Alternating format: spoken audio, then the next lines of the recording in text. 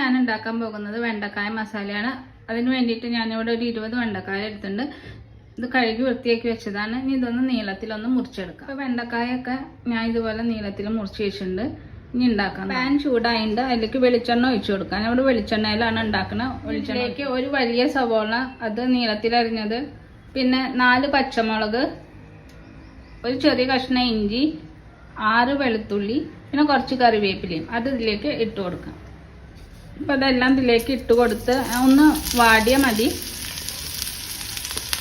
ഇഞ്ചി, വെളുത്തുള്ളി, പച്ചമുളക്, കറിവേപ്പില ഇതെല്ലാം ഇട്ട് കൊടുത്തിട്ടുണ്ട്. ഇത് 2-3 മിനിറ്റ് ഒന്ന് വഴറ്റാം. ഒന്ന് വാടിയാൽ മാത്രമേ ഒന്ന് വാടി വന്നിട്ടുണ്ട്. ഇനി ഇതിലേക്ക് കുറച്ച് മഞ്ഞൾപ്പൊടി ഇട്ട് കൊടുക്കാം. മഞ്ഞൾപ്പൊടി അത് ഇട്ട് കൊടുക്കാം.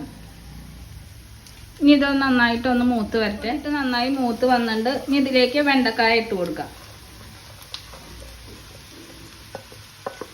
വെണ്ടക്കായ ഇട്ട് കൊടുത്തിട്ട് ഇത് നന്നായിട്ടൊന്ന് മിക്സ് ചെയ്യാം. ഞാൻ നന്നായി മിക്സ് ചെയ്തിട്ടുണ്ട്. ഇനി ഇതിലേക്ക് ആവശ്യത്തിനുള്ള ഉപ്പ് ഇട്ട് കൊടുക്കാം.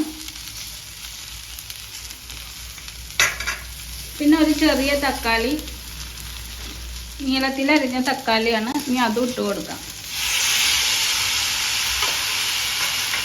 ഇനി ഇതൊന്ന് നന്നായിട്ടൊന്ന് മിക്സ് ചെയ്തിട്ട് ഇതിൻ്റെ വഴുവഴുപ്പൊക്കെ ഒന്ന് മാറട്ടെ. തക്കാളി ഇട്ടിട്ട് നന്നായിട്ട് മിക്സ് ചെയ്ത് തക്കാളിയൊക്കെ നന്നായിട്ട് ഉടഞ്ഞു വന്നിട്ടുണ്ട്. വെണ്ടക്കായും അതിൻ്റെ വഴുവഴുപ്പൊക്കെ ഒന്ന് മാറിയിട്ടുണ്ട്. ഇനി പൊടികൾ ഇട്ട് 1 ടീസ്പൂൺ മുളക് പൊടി, 1/2 ടീസ്പൂൺ മല്ലിപ്പൊടി, 1/2 ടീസ്പൂൺ കുരുമുളക് പൊടിയാണ് ഇട്ട് കൊടുത്തിരിക്കുന്നത്. ഇത് നന്നായിട്ടൊന്ന് മിക്സ് ചെയ്യാം. ഇതൊക്കെ ഇട്ട് നന്നായി മിക്സ് ചെയ്തു. അതെല്ലാം നന്നായിട്ട് ഇതിൽ പിടിച്ചിട്ടുണ്ട്. കുറച്ച് ഉപ്പിൻ്റെ കുറവുണ്ട്. അപ്പോൾ കുറച്ച് ഉപ്പിട്ട് കൊടുക്കാം. ആദ്യം ഞാൻ കുറച്ച് ഉപ്പിട്ട് കൊടുത്തിട്ടുണ്ട്. ഈ മസാലയ്ക്ക് ആവശ്യമായിട്ട് കുറച്ച് ഉപ്പിട്ട് കൊടുക്കാം. ഇതൊക്കെ നന്നായിട്ടൊന്ന് മിക്സ് ചെയ്യാം. ഇപ്പോൾ വെണ്ടക്കായ മസാല തയ്യാറായിട്ടുണ്ട്.